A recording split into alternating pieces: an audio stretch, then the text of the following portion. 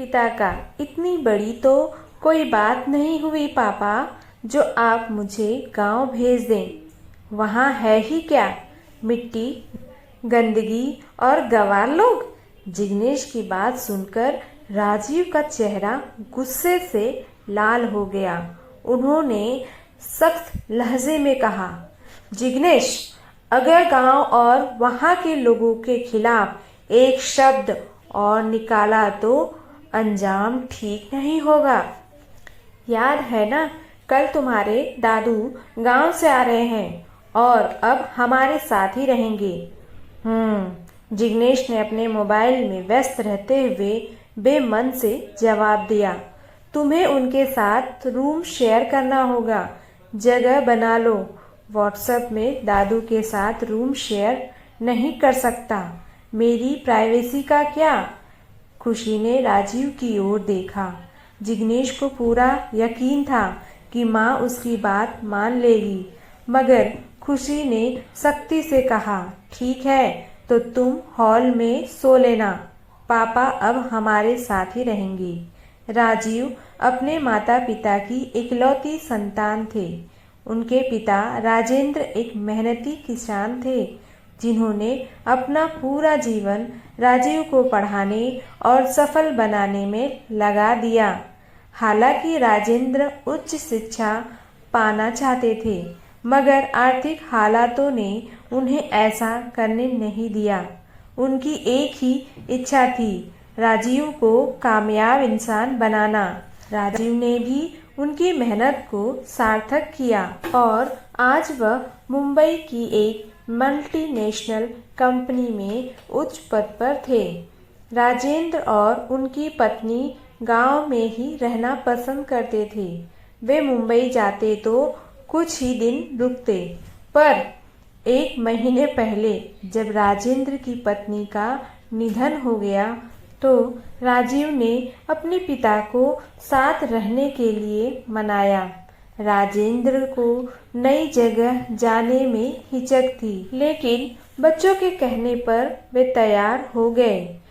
मुंबई में राजीव और खुशी का 2 BHK फ्लैट था, जिसमें राजेंद्र को जिग्नेश के रूम में रहना था। यह बात जिग्नेश को बिल्कुल पसंद नहीं आई। वह अपनी प्राइवेसी को लेकर परेशान था। राजेंद्र ने धीरे धीरे नई जिंदगी के साथ तालमेल बिठाना शुरू कर दिया। खुशी उनका पूरा ध्यान रखती, वह समय पर उन्हें खाना और दवाई देती, शाम को टहलने ले जाती।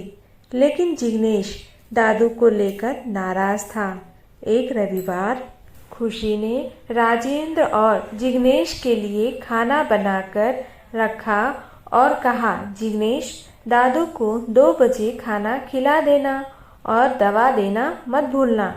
ठीक है मम्मा, कहकर जिग्नेश फिर से अपने मोबाइल में व्यस्त हो गया। दोपहर 2 बजे राजेंद्र को भूख लगी। उन्होंने जिग्नेश को आवाज दी, मगर वह अपने गेम में इतना खोया था कि सुन ही नहीं पाया। भूख के कारण राजेंद्र खुद खाना निकालने रसोई में गए, लेकिन दाल का बाउल गिरकर टूट गया। आवाज सुनकर जिग्नेश भागा और गुस्से में चिल्लाया, कुछ करना आता नहीं दादू, सब चीज बिगाड़ देते हो। राजेंद्र चुपचाप खड़े रहे। जिग्नेश के शब्दों ने उन्हें भीतर तक आहत कर दिया। इतने में खुशी और राजीव वापस आए और रसोई का हाल देखा। खुशी ने तुरंत राजेंद्र को खाना दिया और जिग्नेश से कुछ नहीं कहा।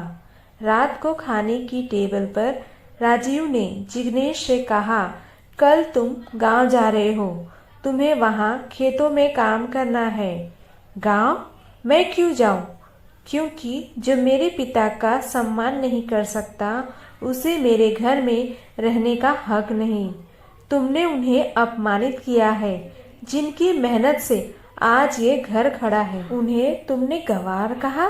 तुम्हें इस व्यवहार के लिए माफी नहीं है। लेकिन पापा, बस जिन्हें तुम गंवार कहते हो, उन्हीं की वजह से तुम्हारी पढ़ाई और जिंदगी चल रही है। और याद रखना, आज तुमने मेरे पिता का अपमान किया है, कल हमें घर से बाहर निकाल दोगे। खुशी और राजीव के इस फैसले के आगे जिग्नेश चुप रह गया। उसने समझ लिया कि सम्मान और रिश्तों की अहमियत किसी भी चीज से बढ़कर होती है।